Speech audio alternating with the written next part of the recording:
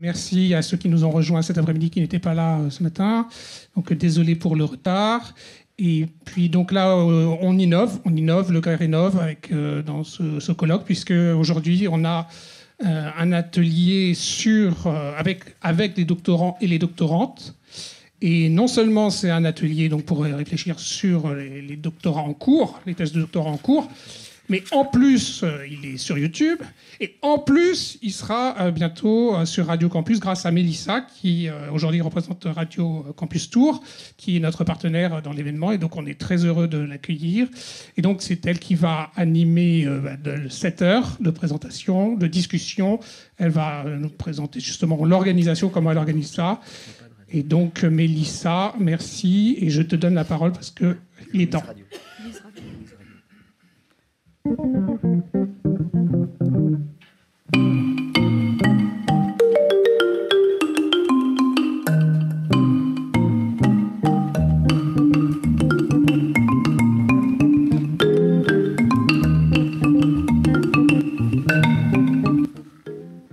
Après-midi sur Radio Campus Tours, sur Radio Louise à Bruxelles et dans le monde entier sur YouTube. Bienvenue si vous nous rejoignez.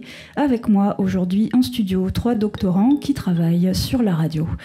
Je reçois Sébastien Schmitt. Bonjour. Bonjour. Idé Amani. Bonjour. Et Raphaël Dapsol. Bonjour. Merci à vous, messieurs, d'avoir accepté mon invitation pour venir sur notre radio étudiante présenter vos travaux de recherche dans cette émission de médiation culturelle et scientifique.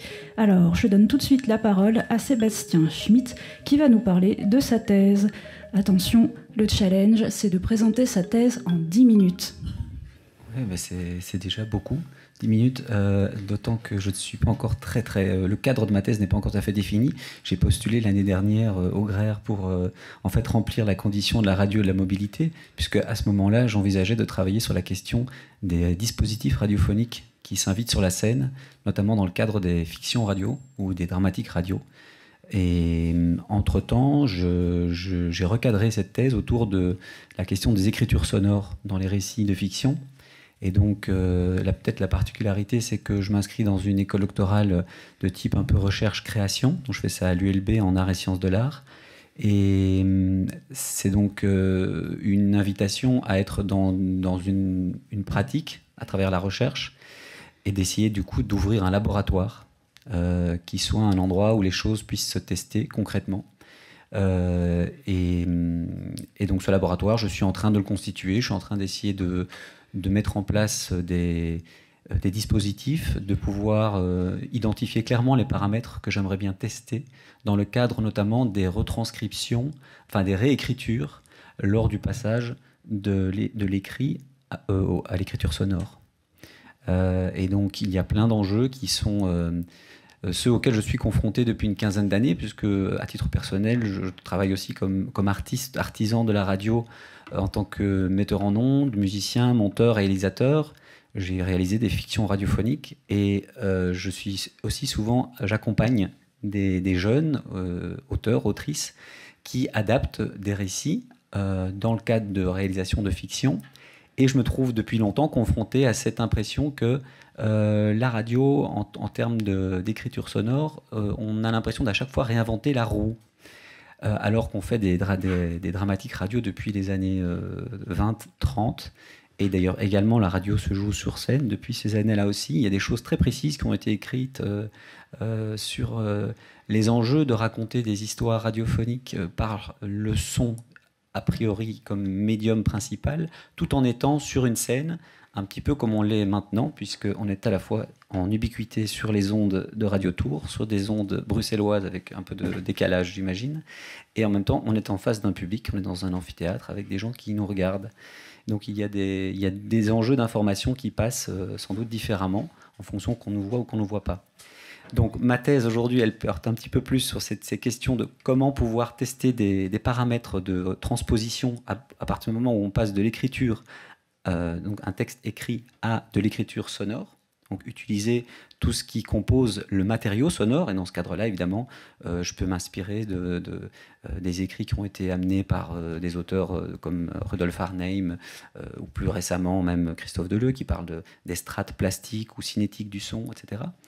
Et d'autre part, je reviens en arrière, excusez-moi, je suis un peu confus, mais le point de départ, pour revenir sur la radio et la mobilité, ce qui m'a amené là, c'est que je suis depuis 3 ans en train de diffuser une création radiophonique que nous avons créée avec un collectif dans lequel je suis, avec lequel on fait vraiment de la radio. Et on s'est retrouvé sur une scène avec un spectacle qu'on a voulu défendre comme une fiction radiophonique qui se joue sur scène et qui n'est pas qu'on n'a pas voulu appeler du théâtre, ni du théâtre radiophonique. Même si à l'origine aussi, la dramatique radio, c'est un moment, a été diffusé par le théâtrophone. Il y a des liens très intéressants qui se sont toujours tissés dans l'histoire de la radio entre le théâtre et la radio. À partir du moment où la radio arrive sur scène et qu'on a envie de défendre le médium sonore en tant que tel, est-ce que à quel point le visuel vient amoindrir ou péricliter la force et la puissance que le son permet grâce à sa puissance de permettre de développer de l'imaginaire auprès des gens qui reçoivent le son.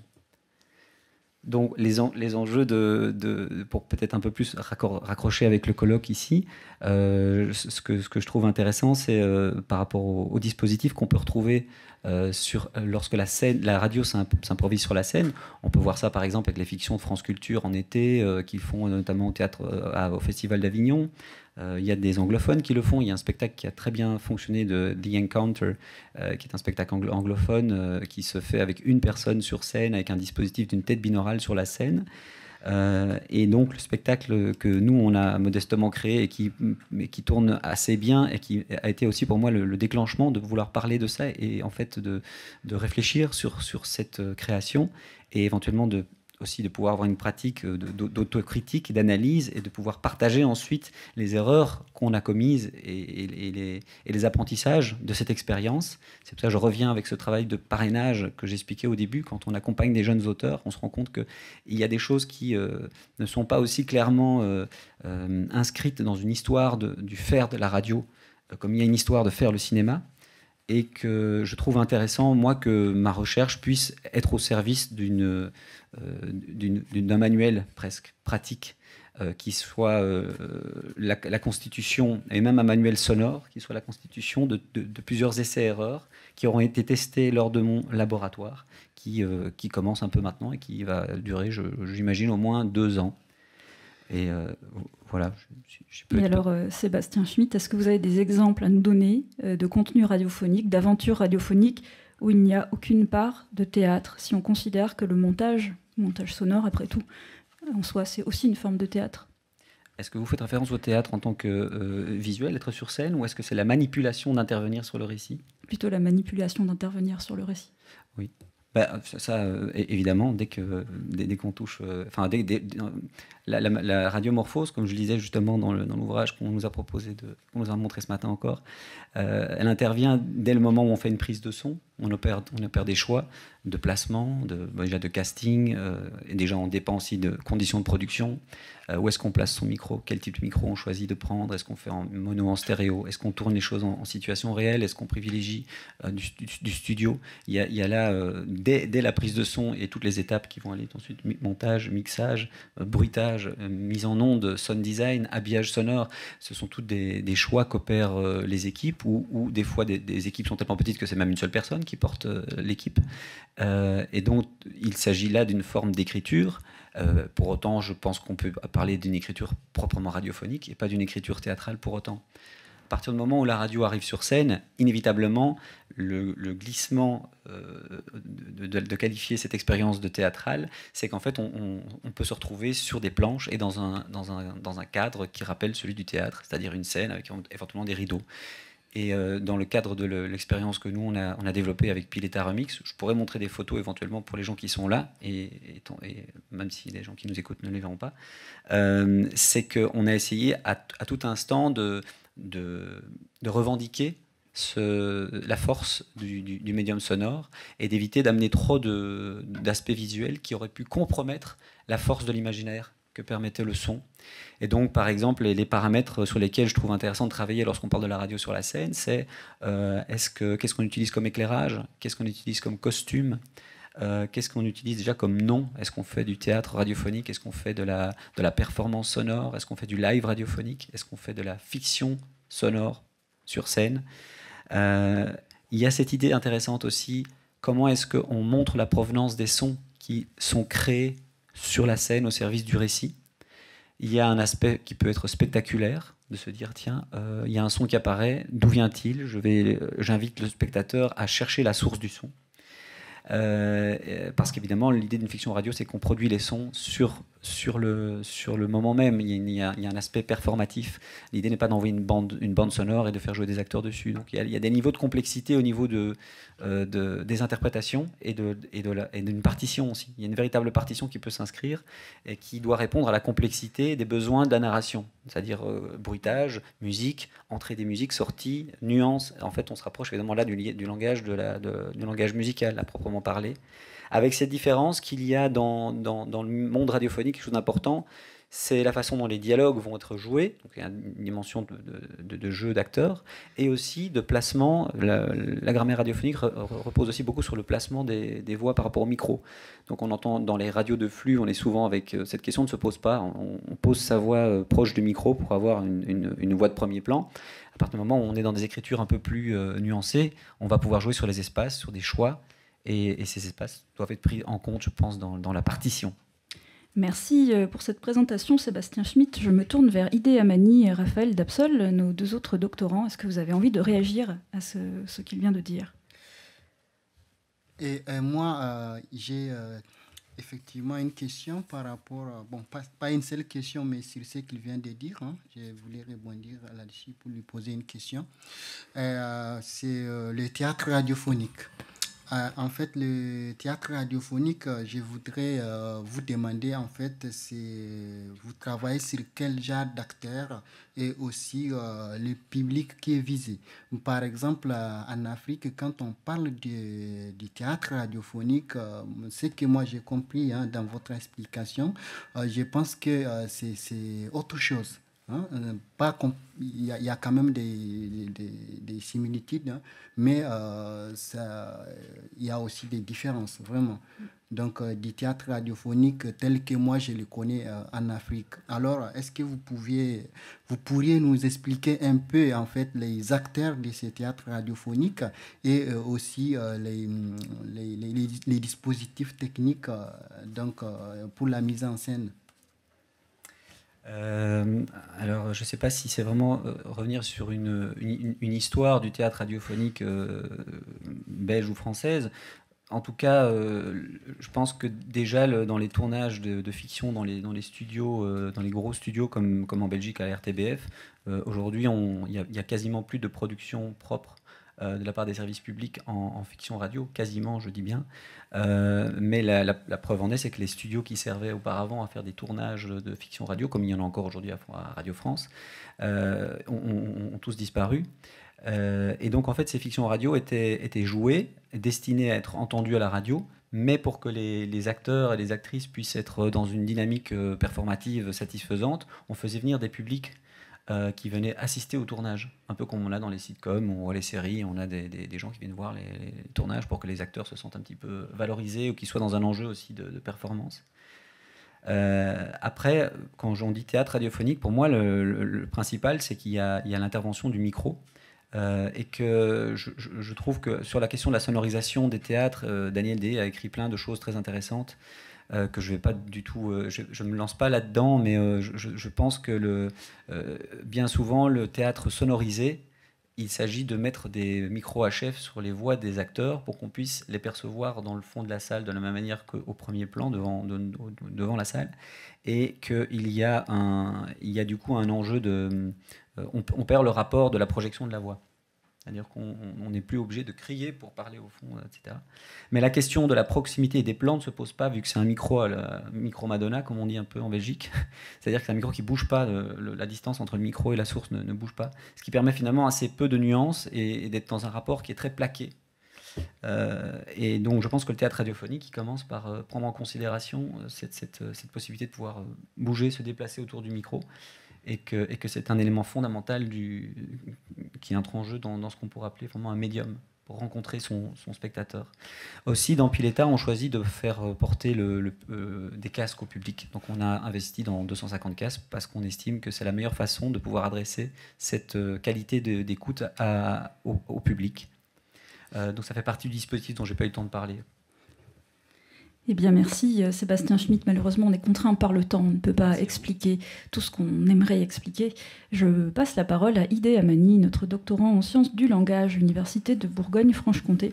Puisque vous avez posé une question, tant pis. C'est à votre tour de nous présenter votre thèse en 10 minutes. Alors, en 10 minutes, je vais essayer. Donc, 10 minutes, je pense que c'est beaucoup, comme lui aussi, il vient de le dire, donc Sébastien, il l'avait dit.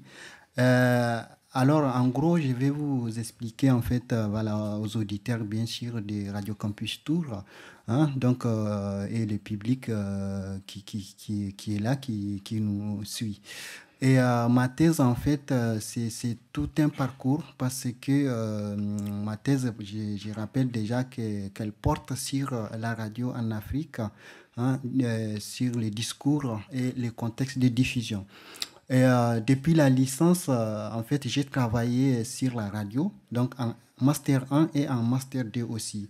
Et donc, au fur et à mesure, donc les travaux se précisent et je vois bien aussi un peu, je comprends petit à petit, en fait, les enjeux de la radio, plus particulièrement au Niger.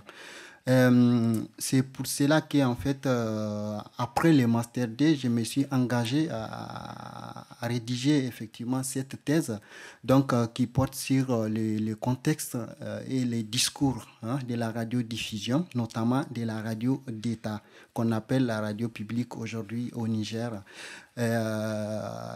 Alors, pour une petite histoire, la radio publique du Niger a été créée en 1958 et elle change de nom à partir de 1974 après un coup d'État militaire. Donc, les coups d'État militaires, en fait, depuis 1974 jusqu'en 2011, il y en a tout le temps au Niger. Donc, les derniers coups d'État, c'était en 2010. Et moi, je me suis dit, alors, à chaque fois, la radio publique, en fait, à chaque coup d'État, la radio publique a joué un rôle très important. Et je me suis dit, alors, pourquoi ne pas essayer d'analyser ces discours radiophoniques en termes, effectivement, politiques, mais aussi, on va dire, sociopolitiques. Parce qu'il y a les discours sociaux qui traversent les discours de cette radio. Et aussi l'orientation que les journalistes donnent effectivement à l'information radiophonique. Donc c'est là qu'est né en fait mon projet de thèse. Alors à partir de là, donc il y a beaucoup de choses à faire parce qu'il faut faire des enquêtes de terrain et il faut obtenir aussi des données qu'il faut analyser par la suite. Donc là, en fait, il me fallait effectivement des choses concrètes donc, pour faire ce travail. Ce qui m'a effectivement orienté vers des disciplines pour pouvoir réaliser ce travail en sciences du langage d'abord pour l'analyse du discours, et aussi en sciences de l'information et de la communication en ce qui concerne les dispositifs qui utilisent la radio, notamment avec le développement et l'avènement des technologies numériques, de l'information et de la communication. Donc, j'ai récolté en fait des données sonores, donc un peu plus de 3000 émissions radiophoniques. Donc, que j'ai transcrit une partie, j'ai transcrit 500 pages. Donc, et parmi ces transcriptions, donc, j'ai sélectionné 7 principales émissions à analyser. Donc, dans ces émissions, il y a des journaux radiophoniques de la mi-journée et du soir. Donc, et aussi des émissions thématiques des sociétés, notamment des émissions qui font la promotion de la femme, et aussi des émissions interactives dans lesquelles les citoyens appellent donc pour interagir. Alors, pour la deuxième partie, ça concerne des enquêtes auprès des auditeurs et aussi auprès des professionnels de radio. Alors, j'ai fait en fait mon enquête auprès de 370 auditeurs, donc qui ont répondu en fait à cette enquête auprès des publics et 36 journalistes donc, qui ont participé. Et les données de l'enquête, les résultats, en fait, j'ai fait les dépouillements avec un logiciel qui s'appelle Sphinx. Donc, sa dernière version, Sphinx IQ2, qui est très performant, donc qui m'a aidé effectivement au dépouillement de l'enquête. Alors, donc, ma thèse aujourd'hui, je suis vers la fin, on va dire, de la rédaction, parce que, voilà, j'ai déjà fait les analyses, toutes les analyses. Donc, j'ai des résultats concrets. Donc, si Mélissa, vous avez des questions à me poser là-dessus, ou bien mes camarades doctorants, donc je vais vous apporter plus de précisions. C'est ce que, en fait, cette enquête et aussi l'analyse des données sonores m'ont en tout cas donné. Eh bien, merci Idé Amani. Alors justement, je me tourne vers nos deux invités. Est-ce que vous avez quelque chose, une question à poser à Idé Amani? Moi, peut-être sur tu as porté ton choix sur cette émission. Ces émissions étaient diffusées dans quelle région du Niger et comment tu as choisi cette émission-là en particulier? Alors, c'est bien fait de poser cette question parce que compte tenu du temps qui m'a été accordé aussi, je n'ai pas voulu faire des détails. Au début, en fait, au début du projet, j'ai voulu en fait faire comment on appelle, un recensement déjà de toutes les radios au Niger et notamment sur la capitale particulièrement. Donc les radios privées, communautaires et les radios d'État. Donc avec au départ un projet de constituer des données de 25 ans de production radiophonique de 1990 à 2015. Donc en 90, vous n'êtes pas sans le savoir, c'est l'avènement de la démocratie en Afrique, comme on le dit. C'est à partir de là qu'est né effectivement les journaux privés et les radios privées et communautaires au Niger. Donc j'ai supposé qu'à partir de cette date, il y a eu beaucoup de choses qui ont changé donc, dans les milieux médiatiques. Parce que la radio d'État a aussi changé ses programmes. Donc, ce n'était plus comme avant, parce que sinon, il allait perdre effectivement le public. Donc, compte tenu des... Mais j'ai eu des difficultés parce que les documents sonores que je voulais recueillir de 90 à 2015, en fait, à partir de 90, il n'y avait pas encore la numérisation au Niger. Donc, je n'ai pas trouvé en fait des documents sonores, y compris au niveau de la radio d'État. Donc, ça, c'était la première difficulté. Ils ont commencé effectivement à numériser, dans le sens où ils enregistrent effectivement sur des disques durs et aussi sur des CD. C'est dans les années 2000. Plus précisément à partir de 2005 où le Niger a organisé les Jeux de la francophonie, les 5e Jeux de la francophonie. C'est à cette occasion que la radio a été équipée donc des consoles numériques permettant d'enregistrer. Donc ce qui a fait défaut sur ce côté. Et aussi au niveau des radios privées et communautaires, c'est la même chose. Eh bien, merci. Je pense qu'on peut faire un voyage spatial. À présent, on va se déplacer sur notre planète et on va se tourner vers la région Grand Est. Et oui, merci pour cette transition. On va donner la parole à Raphaël Dapsol, puisque Raphaël Dapsol, vous êtes doctorant en sciences de l'information et de la communication à l'Université de Strasbourg. Et votre travail porte sur les radios locales associatives de la région Grand Est. Oui, donc voilà, donc on va voyager chez nous. Merci. Donc oui, comme tu disais, ma thèse pose en fait, plus précisément sur l'organisation des radios associatives de la région Grand Est dans leur processus en fait, de production, de réalisation de contenu. Plus spécifiquement, en fait, c'est comment elles réalisent leur contenu, comment elles réalisent les actions qu'elles font au quotidien, comment elles fonctionnent, qui sont les acteurs qui les font fonctionner, les salariés, les bénévoles, et comment elles justifient de leur action, notamment des actions qui sont rémunérées par le principal fonds qui les soutient, c'est le fonds de soutien à l'expression radiophonique du ministère de la Culture. Donc c'est comment ces radios en fait justifient de ces actions auprès du ministère de la Culture, qui en retour les finance dans une certaine mesure. Donc quels sont les critères et comment ces radios s'organisent autour de ces critères pour y répondre ou non. C'est aussi une possibilité. Donc ma thèse porte surtout sur un regard présent des radios associatives, parce qu'on a aussi beaucoup parlé des radios libres, des radios pirates, des radios des années 80 et 90. Donc on a encore cette idée des radios associatives comme des lieux de parole, des lieux de liberté de l'époque, alors que les temps ont changé, elles ont beaucoup plus de 30 ans même pour la plupart.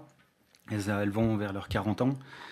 Et ces radios ont changé, les acteurs ont changé, ils se sont renouvelés, les pratiques ont changé, le secteur lui-même, parce que c'est un secteur associatif, donc on pense d'abord les radios associatives comme des radios, alors qu'en fait ce sont des associations, donc elles fonctionnent sur un régime associatif, donc avec les côtés bénéfiques qui vont avec, certaines libertés, mais aussi les côtés négatifs, donc les défauts de financement, les défauts de bénévolat, et tous les problèmes notamment de financement des actions qui vont avec.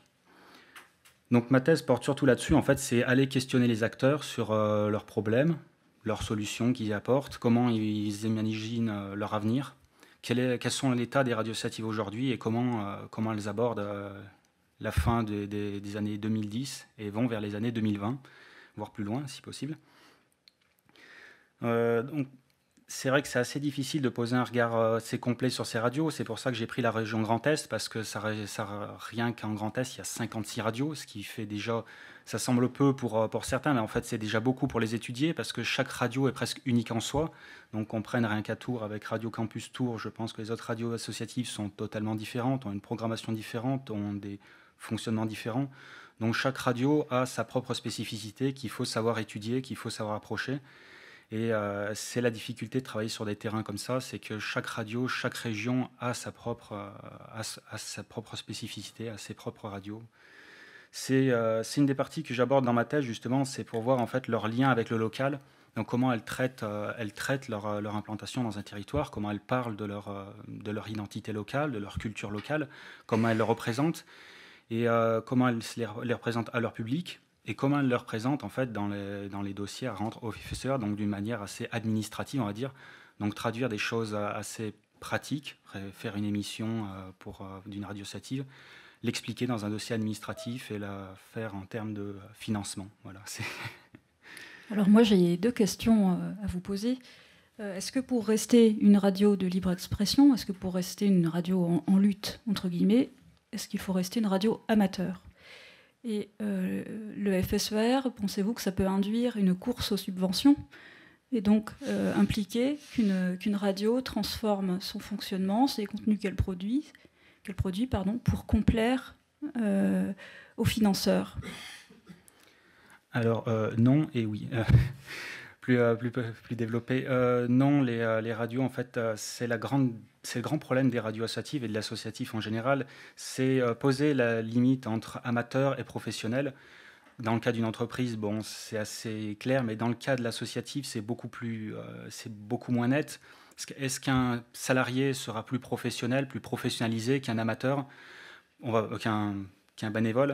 Est-ce qu'un bénévole peut avoir une carrière de 40 ans dans le milieu médiatique, alors que le salarié est un jeune en service civique ou alors qui vient d'entrer pour la première fois dans la radio. Donc évidemment, le bénévole aura beaucoup plus d'expérience, sera beaucoup plus professionnel que le salarié. C'est des cas qui peuvent se rencontrer, c'est des cas qui... c'est pour ça, c'est qu'en fait, la limite bénévole, amateur et professionnel, salarié, c'est toujours très difficile à délimiter. Et tu es salarié, donc tu sais ce que c'est dans les radios associatives. Il n'y a pas besoin d'être salarié pour être soumis à la radio. Il n'y a pas besoin d'être amateur pour faire des discours libres. On peut être salarié et avoir sa liberté. C'est aussi le principe des radios associatives, même s'il y a très peu de salariés. Enfin, très peu, il y en a un certain nombre, mais beaucoup moins que dans les radios commerciales. Mais on peut être une radio qui a des salariés, qui fonctionne et qui reste une radio de lutte. La deuxième question, j'ai un peu oublié. Ah oui, est-ce que ça fait une course aux subventions? Le FSER en lui-même, c'est pour les personnes qui remplissent les dossiers FSER, ils le sauront.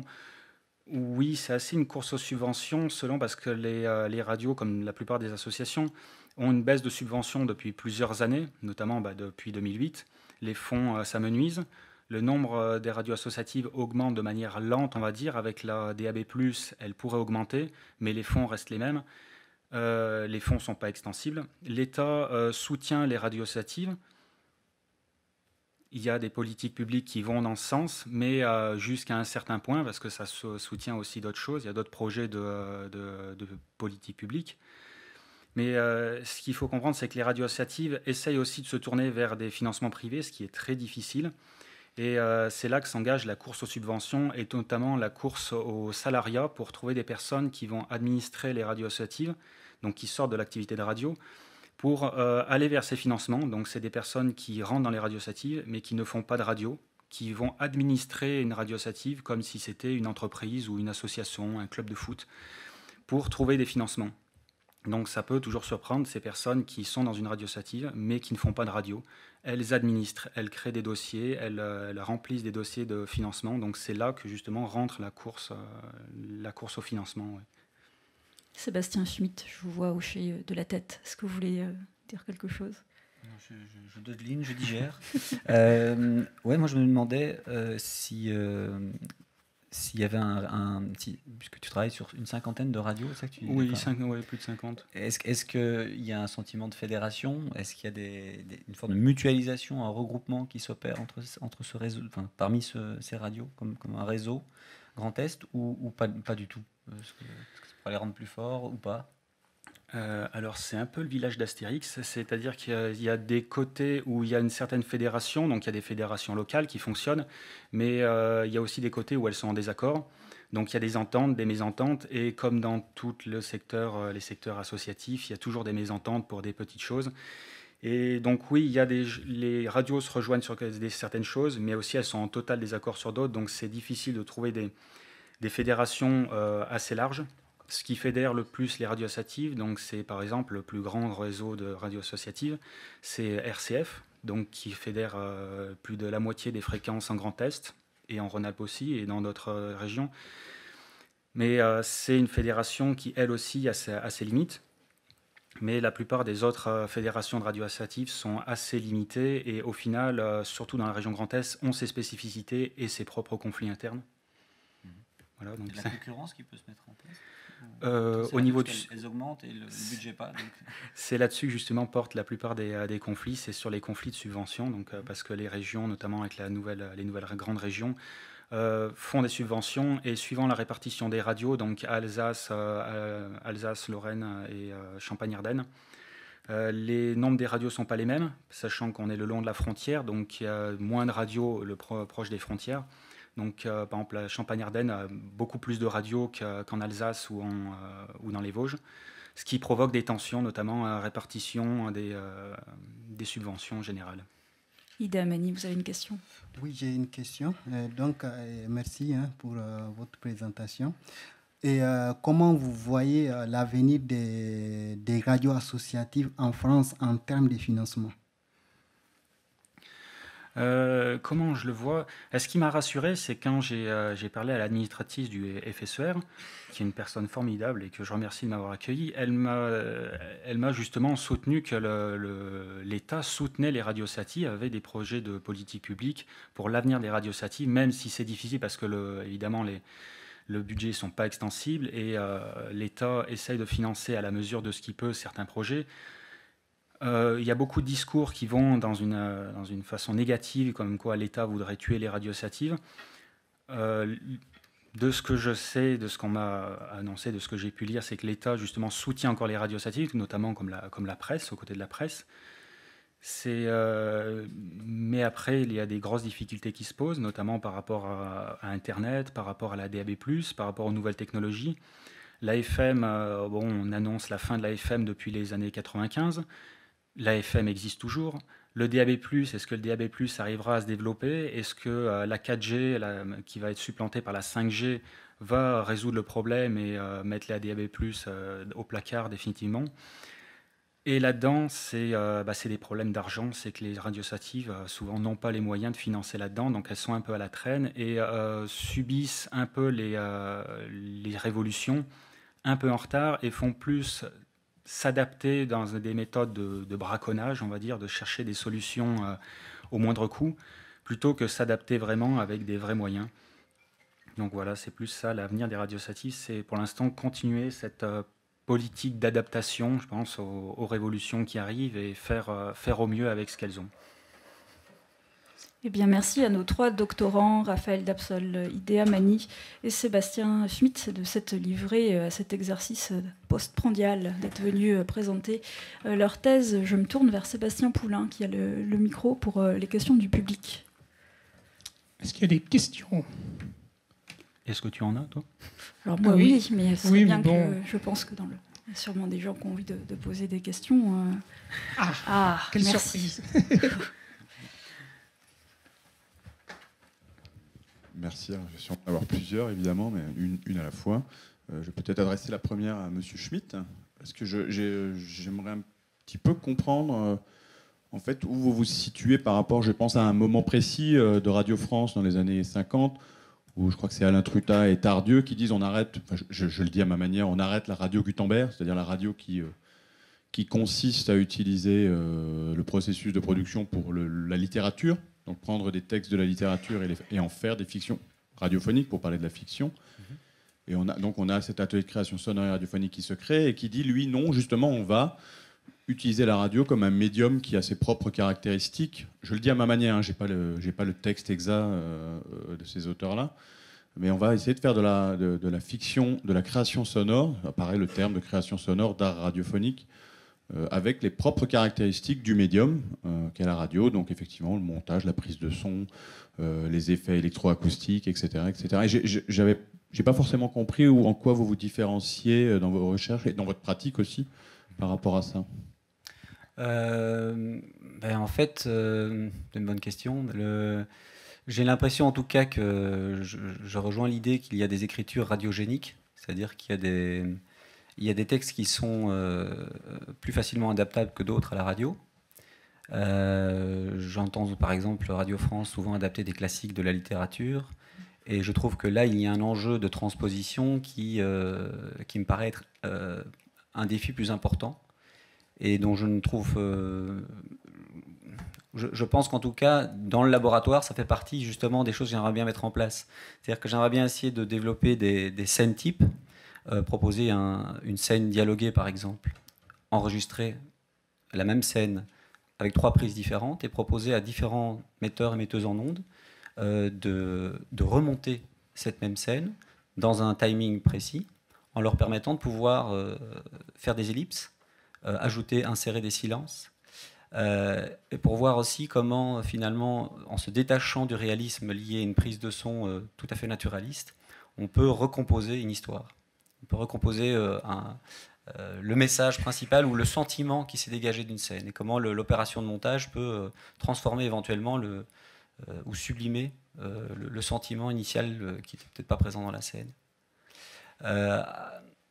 Après, je pense aussi qu'il est intéressant de travailler justement sur des textes de narration type, c'est-à-dire quelque chose de très littéraire, et d'essayer de proposer, à partir d'une bande-son préétablie, de proposer, de proposer à un narrateur ou une narratrice d'enregistrer une séquence d'un texte plutôt littéraire et d'inviter des metteurs en ondes, des réalisateurs et réalisatrices à travailler à partir de cette séquence sur les univers sonores, leur permettant de sublimer, déformer, amener ce récit ailleurs en termes d'imaginaire, voir comment on peut s'éloigner du propos original ou pas. Donc voilà, c'est vrai que précisément par rapport à la question de ce qui s'est passé à France Culture dans les années 50, j'ai pas vraiment plus de de propositions. Mais en tout cas, l'idée, c'est j'aimerais bien que dans le laboratoire, il y ait cette possibilité de travailler sur des micro-narrations au sein d'un récit. Donc pas que ce soit au service d'une analyse structurelle du récit, mais plutôt sur l'impact d'une intervention sonore sur la perception et le sentiment que peut provoquer une scène. Alors, moi, c'est Atassé. J'ai 2 petites questions. Peut-être la première pour Amani. Je voudrais savoir, quand on a une radio nationale aussi imbriquée avec la réalité étatique, est-ce qu'au fil des modifications du gouvernement, on a des modifications assez apparentes que vous avez pu relever dans le fonctionnement de la radio d'État du Niger? Et si oui, comment est-ce que s'expriment ces modifications? Est-ce que c'est forcément dans le changement des autorités, des instances dirigeantes de la radio? Est-ce que dans le discours, c'est assez perceptible comment une radio modifie son discours entre 2 régimes politiques et qui vont se succéder, en fait?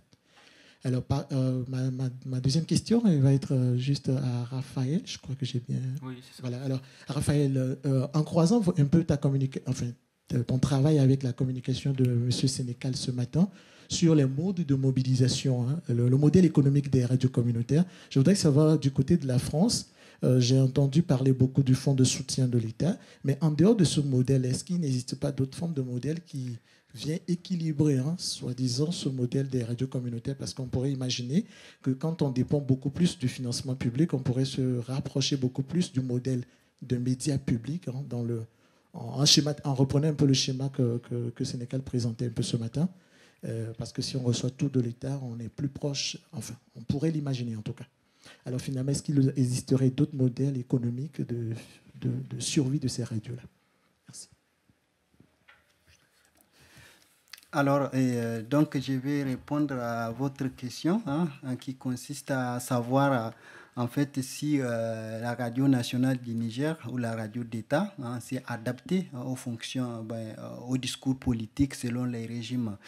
Alors, le constat que moi j'ai fait, c'est pas la radio en tant que telle en fait qui a changé. Donc, au niveau des journalistes qui sont toujours considérés, c'est des faits en fait, ils sont toujours des fonctionnaires d'État. Donc, il est très difficile pour eux quand même de critiquer un régime, qu'il soit militaire ou civil. Là, la question ne se pose pas. Mais le constat positif que j'ai fait, c'est au niveau des intervenants.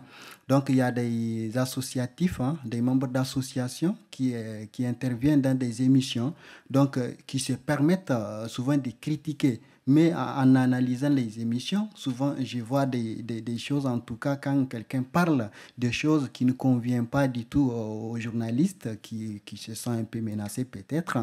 Donc il ne dit rien ou il tourne autour de quelque chose, parce que je l'ai dit, j'ai fait de l'analyse du discours. Donc c'est ce genre d'éléments que moi j'ai essayé tout à fait de recenser dans leur discours. Et aussi une chose est claire, pendant l'enquête, j'ai rencontré le directeur de la radio nationale pour la station de Maradi, qui m'a clairement dit que, en fait, si un de ces journalistes réalise un reportage, ce reportage ne va jamais être diffusé avant qu'il passe chez lui. Lui, il va les réécouter, il va les remonter. Donc, s'il y a des choses qui ne lui conviennent pas, il va l'enlever avant la diffusion. Donc, dire que les choses ont changé au niveau étatique avec la radio, je suis un peu quand même réserviste, on va dire. Donc, il y a des choses vraiment toujours qu'il faut, il faut prendre avec beaucoup de précautions. Alors maintenant, je vais répondre sur la question des autres modèles de financement des radios associatives. Il en existe, mais en fait, le fonds de soutien à l'expression radiophonique a été créé dans les années... En fait, il a été créé en 82.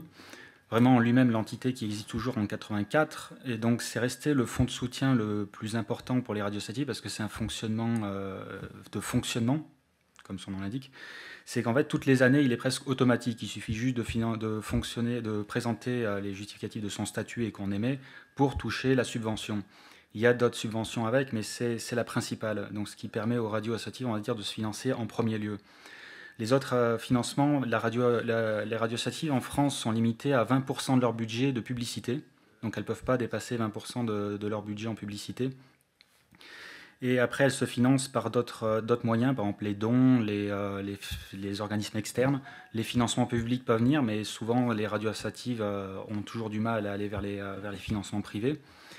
Certaines radios, après c'est des modèles très spécifiques, fonctionnent sans FSER. Il y en a quelques-unes, ce sont très rares. Ils fonctionnent notamment avec des systèmes c'est les abonnés, enfin c'est les personnes qui font la radio, qui payent la radio, donc qui payent des émissions pour passer à l'antenne. Donc par exemple, de mémoire, il y en a une à Lyon, il me semble que c'est Radio Canu, qui fonctionne comme ça et qui, il me semble que c'est elle, je n'ai plus exactement en tête, mais qui fonctionne justement sans FSER parce que pour eux, c'est être libre, ils ne touchent pas d'argent de l'État, donc en fait, ils construisent leur antenne comme ils veulent. Donc avec juste leur propre financement, ils fonctionnent avec leurs propres moyens. Mais c'est un cas vraiment très rare. Les radios se financent souvent par le FSER et ensuite essayent d'aller vers d'autres choses. Les radios communautaires, pour certaines, ça dépend. Donc si les communautés sont assez regroupées, elles peuvent financer par des voies de dons. D'autres radios, notamment les radios qui sont liées au diocèse en France, sont financées par ces voies ou par des dons, comme par exemple le réseau RCF, donc Radio Chrétienne France, francophone, donc qui sont financées par des dons et par les diocèses, donc qui touchent de l'argent comme ça. Donc ça leur permet de vivre et d'avoir des moyens, notamment de développer leur antenne. Mais la plupart fonctionnent uniquement au FSER ou par des dons. Ou certaines, par exemple à Strasbourg, on a une radio qui est assez exceptionnelle encore, c'est Accent 4, donc qui diffuse de la musique classique et qui a un système d'abonnement. Donc les auditeurs peuvent s'abonner. Donc c'est un système assez étrange qui date d'il y a longtemps. Donc ça rappelle le Minitel ou les années 90 ou les premiers abonnements Internet, mais ça fonctionne encore. Les gens payent un abonnement pour recevoir et pour avoir des avantages. Alors il y a des avantages qui viennent derrière avec, mais voilà, c'est un modèle. Il est rare, mais il existe. Peut-être puis-je apporter quelques éléments sur la situation en Belgique francophone, dans la mesure où j'ai été il y a quelques années président de la structure qui finance les radios associatives et que ça fait une trentaine d'années que je suis membre de la structure en question. En fait, il y a chez nous deux systèmes. Il y a un système qui finance les radios et un système qui finance les programmes.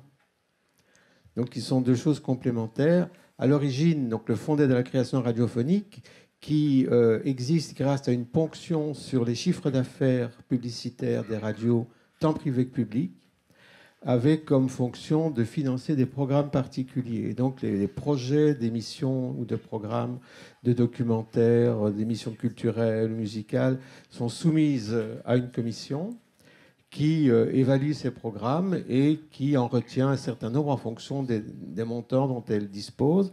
Alors, soit à l'origine, les programmes étaient soumis par les radios. Actuellement, les projets sont soumis essentiellement par des producteurs ou des réalisateurs ou des boîtes de production.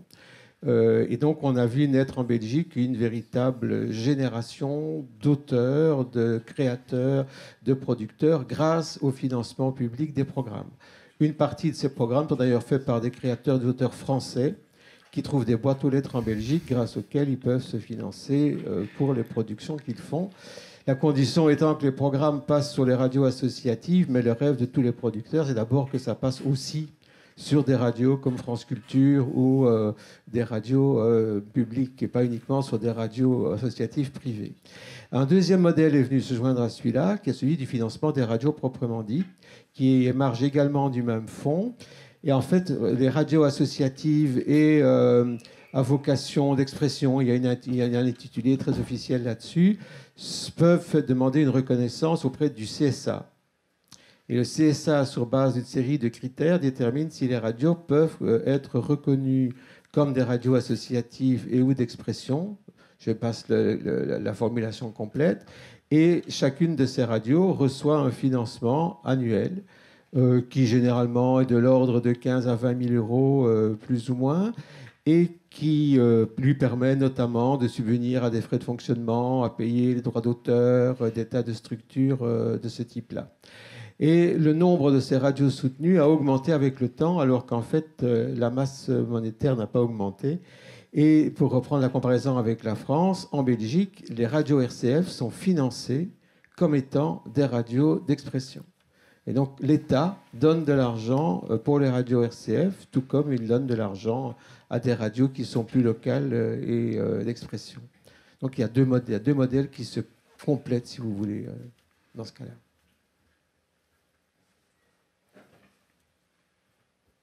Juste un élément sur Radio Canu à Lyon.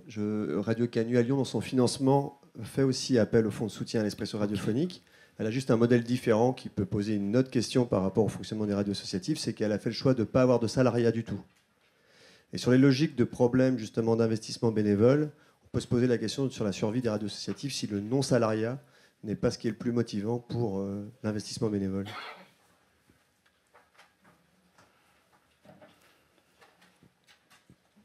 Oui, je pense que dans 15 ans, il y aura encore de l'AFM. Hein. Mais ma question, Raphaël, concerne justement le financement. Le FSER fait son job, si on veut, mais la somme n'étant pas énorme et le nombre de radios associatives, lui, très important, 600 en France à peu près, je crois, vous me corrigerez si je me trompe. Évidemment, la division fait une somme dérisoire pour chaque radio. Or, vous travaillez donc en profondeur sur une cinquantaine de radios dans l'Est, hein, donc vous connaissez bien ce milieu. Et ma question est la suivante. Est-ce que la solution n'est pas dans la diminution du nombre de radios associatives? En d'autres mots, moins de radios associatives qui peuvent garder leur esprit de radios associatives, mais mieux financées. Parce que le financement reste quand même la clé du problème. Certes, le bénévolat est bien, il a ses joies et ses inconvénients, je comprends dans vos propos. Et peut-être que le financement pourrait assurer la vie d'un nombre de stations moins importants, mais qui font bien leur boulot. C'est la question. Et là, le problème, c'est qu'on en revient au village d'Astérix. Tout le monde est content jusqu'au jour où tout le monde n'est plus content. Et par exemple, un des conflits qui est assez dormant, c'est par exemple le lien aux radios RCF. Donc, parce que les radios RCF ont un réseau, ont un certain fonctionnement, ont des financements qu'ils arrivent à générer par eux-mêmes. Pour certaines radios, le réseau RCF pille le fonds de soutien. Pour eux, les radios RCF ne devraient pas toucher le fonds de soutien parce que ça s'apparente à une radio de catégorie C, donc radio nationale à décrochage local. Et donc, en enlevant les catégories les radios RCF, ça donnerait plus de fonds aux autres. Est-ce que c'est une solution? Le problème se pose encore plus avec la DAB, parce qu'on veut augmenter le nombre de fréquences. Donc, des radios associatives devraient se créer. Dans ce cas-là, enfin, oui, peut-être pas. Certaines se créent. Est-ce qu'elles vont survivre? Est-ce que les anciennes vont réussir à tenir? C'est tout le problème. Et le FSER n'a pas vraiment de réponse parce que les fonds ne vont pas augmenter. Ils vont même normalement rester plutôt stables. Mais si le nombre de radios augmente, avec l'inflation, la note va encore plus diminuer pour les radios. Est-ce qu'il faudrait en supprimer? C'est le problème, c'est lesquels il faut supprimer. Les radios, certaines radios disparaissent avec le temps parce qu'elles n'ont plus de financement ou alors parce qu'elles n'arrivent pas à se renouveler. C'est aussi un problème de bénévolat. Un problème aussi mais ça c'est dans l'associatif en général, pour tenir un CA. C'est tenir un bureau. Les radios associatives, comme la plupart des associations, n'arrivent pas à se renouveler, n'arrivent pas à renouveler les bénévoles, n'arrivent pas à renouveler leur personnel. Les salariés, il y a toujours des gens qui arriveront à tenir, mais s'il n'y a personne pour tenir derrière, pas de bureau. Donc, est-ce qu'il faut attendre que les radios associatives meurent d'elles-mêmes d'une mort naturelle, on va dire, ou alors forcer les choses? Ça, après, c'est un tri. Il va falloir faire peut-être... S'il faut trier, moi, voilà. Qui fera le tri, justement? Qui devra choisir quelles radios doivent survivre et quelles radios doivent mourir? Voilà, c'est... Eh bien, sur cette note un peu triste, on va terminer cet échange. Avant de se faire bouter hors de cette table, on va s'en aller tout seul. Merci à tous pour votre attention et merci à nos 3 doctorants. Merci. Merci. Merci.